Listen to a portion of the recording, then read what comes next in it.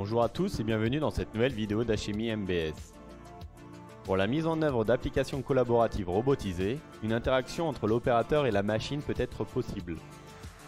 Cela nécessite donc une analyse approfondie respectant tout un tas de normes. Dans le but de réduire un risque possible, cela peut passer par la mise en place d'un scrutateur S300 Advanced de SICK. Dans cette vidéo, je vais vous présenter le contenu du kit, la mise en place du système et son raccordement électrique sur un robot Universal Robots, jusqu'à la programmation du scrutateur.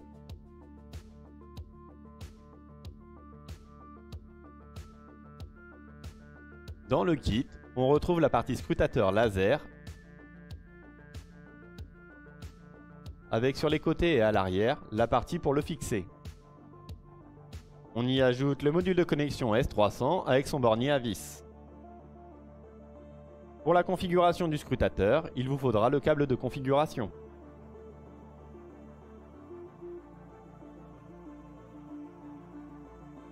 Maintenant, raccordons les deux parties ensemble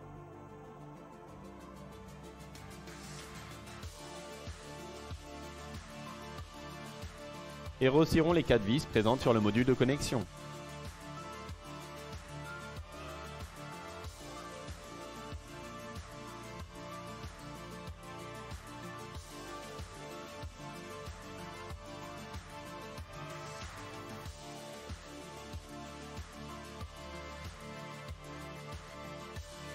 Dans le contrôleur robot, je vais prendre le connecteur de sécurité ainsi que le connecteur des entrées configurables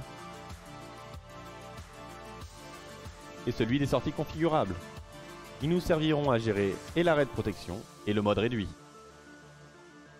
Sur le connecteur de sécurité, on va retirer les shunts présents.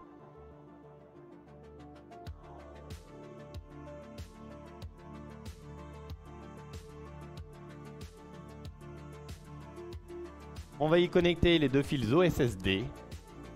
Je choisis de connecter le rose sur le SI0 et le fil gris sur le SI1.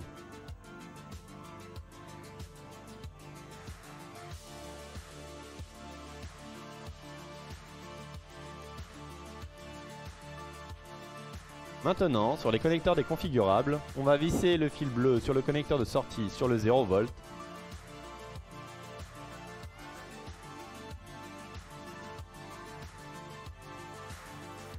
Et le marron représentant le 24 V sur le connecteur d'entrée.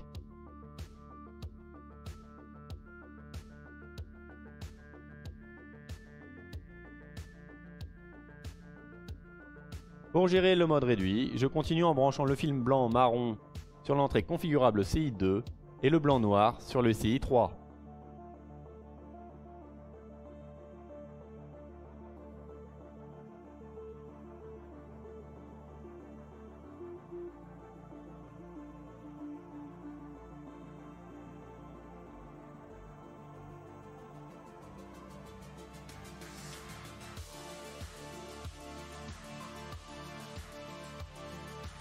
Pour configurer le scrutateur, je vais récupérer sur le site de SICK le logiciel CDS. Donc dans la barre de recherche, je tape S300.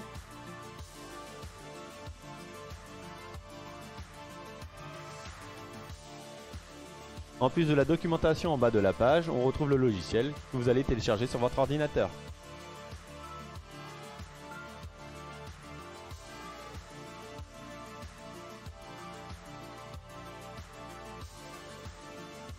Sur la face avant du scrutateur, on va soulever la protection et y connecter le câble de configuration.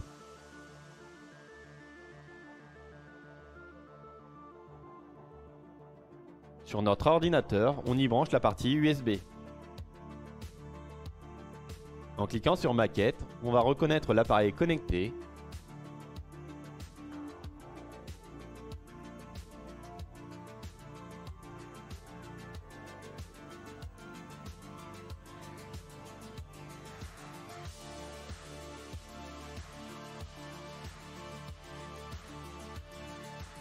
Ou l'autre possibilité est d'ajouter un appareil et configurer le type de scrutateur que vous avez en votre possession.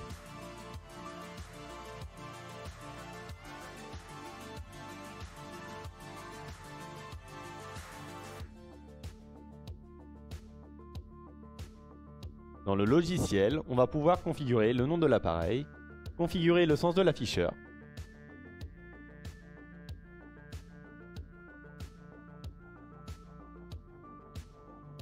choisissez une application fixe et le type de champ de protection que vous souhaitez selon la partie du corps à détecter.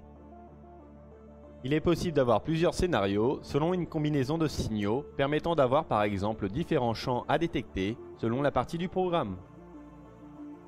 Mais dans mon cas, je n'aurai qu'un seul scénario. Dans mon application, je vais sélectionner le type de sortie correspondant en fil blanc-noir et blanc-marron que j'ai connecté sur les entrées configurables. Je vais mettre les deux premiers en mode champ d'alarme 1.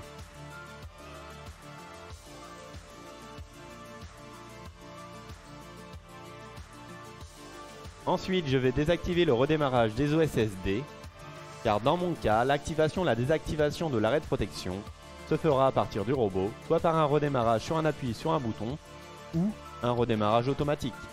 Dans cette partie, il va être important de bien dessiner les zones à identifier pour l'arrêt de protection ou le mode réduit.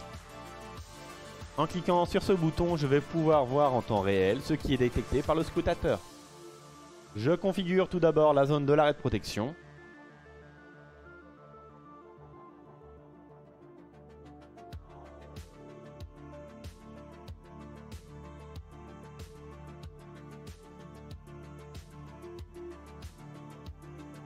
Et ensuite, la même chose pour le mode réduit.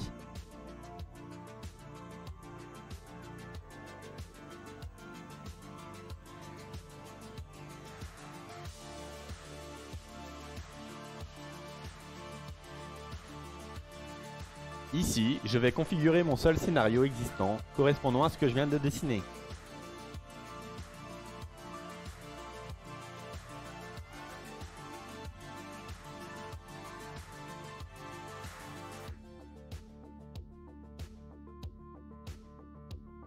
Il reste maintenant à transférer la configuration dans le scrutateur.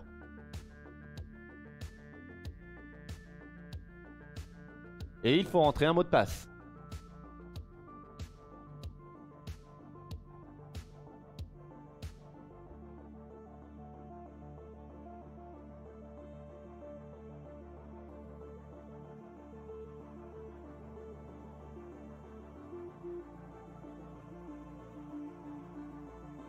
Un rapport apparaît que vous pouvez consulter ou enregistrer sur votre PC.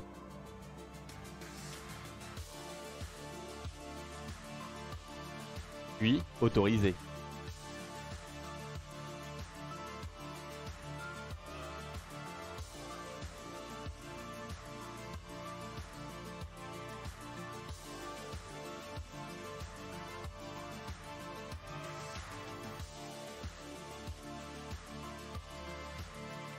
Maintenant, tout est enregistré dans le scrutateur. Je peux donc retirer le câble de configuration.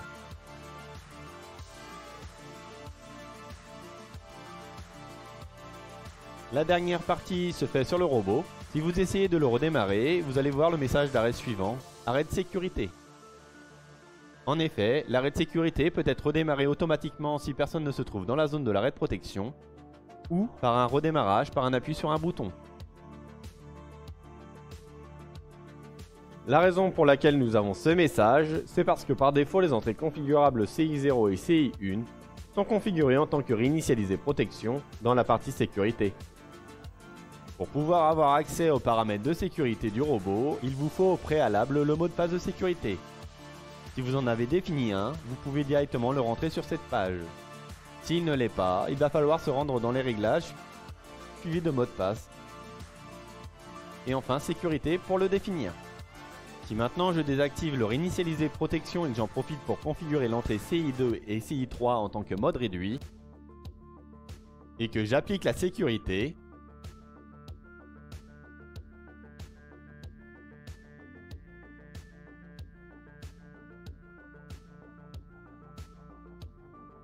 voyons ce qui se passe réellement sur le robot.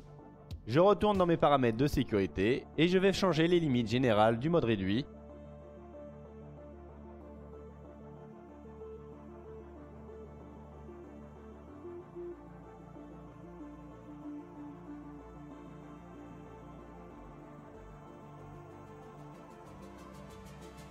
Puis j'applique les paramètres.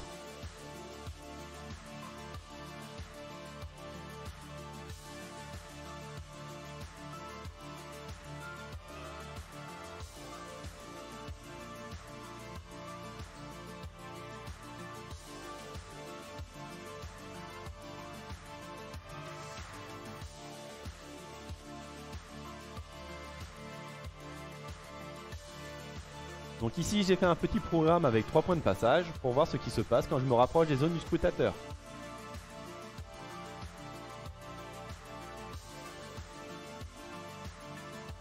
On voit bien mon robot ralentir en mode réduit.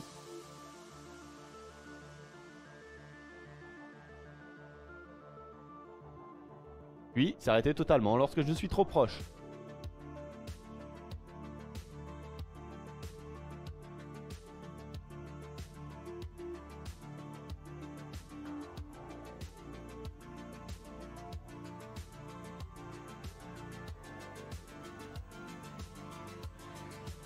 Ici, j'ai présenté une application simple.